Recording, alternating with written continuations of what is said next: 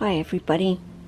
Well, as you can see, I have Amaya out, and the reason why she's out is because she's been at that door and she gives off all those signals of wanting to come out, but then the moment that I open the door and attempt to get her out, she a lot of the time signals me, no, I don't want to come out.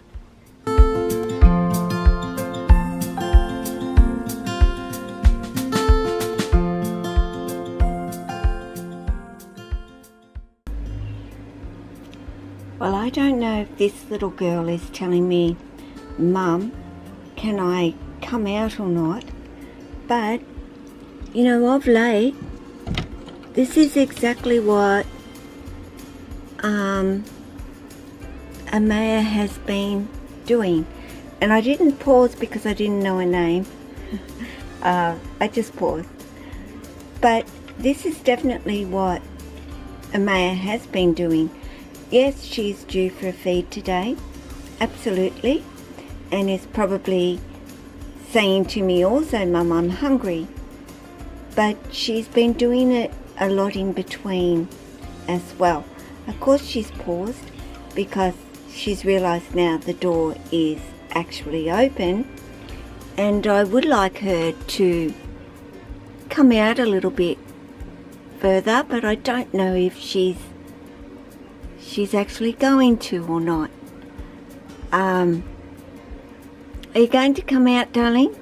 Because the other day when I actually opened the door and what have you, she did come out a whole lot further, but today she's going to go back in. What are you going back in for?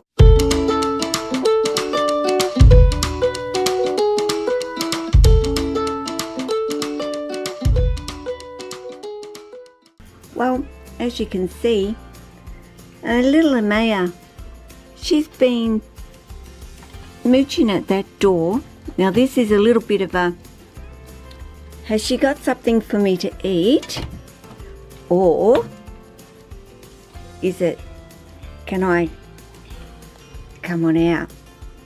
And I haven't got anything for you to eat, sweetie, but you are more than, and she's just realising, oh no, she's chatting too much, and that pretty much tells me, there's no rat. Well, if there's no rat, well, I'm not coming any further. What do you think, sweet? Yeah, well, you can taste. Just taste. Don't bite. Just taste me. And that's what she did. She just tasted me, and see, that is not a rat, people. And they know the difference. And she was in feed me. Totally in a rat feed me. But I very slowly just put my hand in, and she came over with her tongue flicking. Yeah, she knew that's not a rat. And no, I'm not going to strike her, because that's not what I do when Mum comes and talks to me with no rat. I don't strike out at her. And this is, you know, when you've developed that friendship and that trust and that bond with your snake, you should not have an issue putting your hand in there. They should, you know, they're very quick. I don't smell like a rat and I don't look like a rat, so she's got no reason to try and bite me. And that's the honest truth. So I think to myself, well, what do you want? You're at the door, you're up and down, you're wanting or saying to me, let me out of here, and yet when I actually do it, you kind of freak out on me a little bit. And she does. She can almost literally jump out of my hands if I haven't got a good grip of her.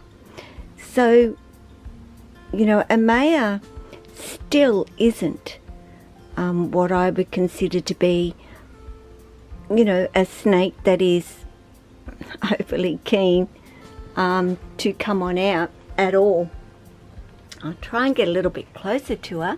Well, I can get closer to her. But she's, you know, certainly a girl that likes a lot of support when she's coming out of her enclosure. And that prehensile tail, it's a nightmare at times. But I do not want her disappearing over there. So I'm going to, of course, as always, attempt to work with her with that one hand that I do. That's not very good light to show off your beautiful colours, and she very much has beautiful colours. But and as you can see, she is still more about getting away than hanging out, and I don't want her to go over there. This is not easy with this girl. Give me your booty end, okay? Just give me this end of you and bring it on out. She's a bit of a girl that doesn't like that old tail being gripped or touched. Don't grip her tail. Just even slightly touching it is enough for her to wiggle and move it pretty much. But there, as you can see, are her patterns and her colours, which are just glorious. There's no denying your albinos are gorgeous. She is tricolour, and in explaining the tri, she isn't just that orange and yellow, butter yellow, that they tend to be. She has the white around her bands or her pattern as well in there, which you can see quite well there. But yeah, just beautiful. The Darwins in themselves even are beautiful, I think, anyway. And I just you know, she was the keep of the babies, and well, the holdback, as the term is, and she was going to become a breeder, but the guy decided to change his mind and decided not to keep her. So I had been wanting one, but all the others had actually been sold, so I missed out, and that was fine. I was like, well, okay, I can wait till next year. That isn't a problem. And 8 months, well, I guess not 8 months, but yeah, pretty much 8 months later, I was asked, did I want her? Because he decided this wasn't where he was going to go with his breeding with them, which is amazing because, well, surprising, not amazing, because she sure is a beautiful girl. But yeah, so fortunately for me, I ended up getting her for my family here at home. I've I've spent you know, I wouldn't say a little bit of time with Amaya. I've spent quite a lot of time with Amaya, and she's never been what I would consider to be a defensive girl, but certainly has a little bit more unsurety about being out.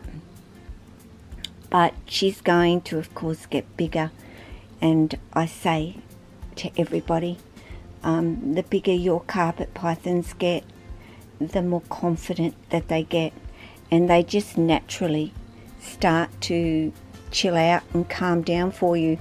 So, you know, even if you do have one that is a little bit flighty to begin with, that is not always the way that they'll actually be. She's crawling in that cat basket right now. But yeah, absolutely beautiful pythons. And I do, you know, say to people, you know, just have one albino amongst your family. If, you know, out of all of them, one. I don't know if I'll ever breed. I'm saying a lot of ums, aren't I, today? I apologise. I know I do say it a bit, but I think today I'm saying it a lot. And I'll try not to. But, yeah, have one in your life. They are beautiful to look at. And she is very, very sweet. No doubt about that. She's always been a really, really good eater as well. I cannot say that I've ever known her to pass up on a meal ever, this girl. And so far she seems to be enjoying her, sorry for the blurring, but it just takes a little while to focus in. And there's her little head down there. She's staying still a little bit for me.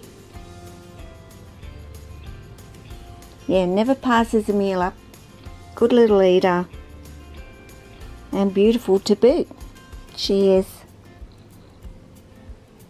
So, there you go. Just a little video with Amaya while she's out. There you go. I see you. I do. Did you move too quick for the camera, sweetie? And we can't focus on you at all. So guys, take care of yourself, your family, your friends, your snakes. No matter what they are, what colour they are, how beautiful they are, although I think they're all beautiful, and all your animals. So she's going to get kind of stuck in there, I think, by the looks of her. Nah, she'll squirm her way out if she's gone through that little loop there. She can flatten herself out enough to get through that, I'm pretty sure. Are you going to do it? You know, you need to really flatten that belly out. Silly Billy. Aren't you? Eh? Oh, she says, Mum, that's a little bit of a tight squeeze. Well, you got to have eyes on them, guys. Yeah, I saw her going through it, but I also knew she'd get through it. So I'll say, wow, it's good, isn't it? Because now I can get her, because she's moving much, much slower. to get out of there. Just as well you didn't have a big rat in your belly, you'd have never got through. Now you know how easy it is for those snakes that get in chook pens and then realise they can't get back out again. Went through a little hole but can't get back out through that little hole. Okay, ciao.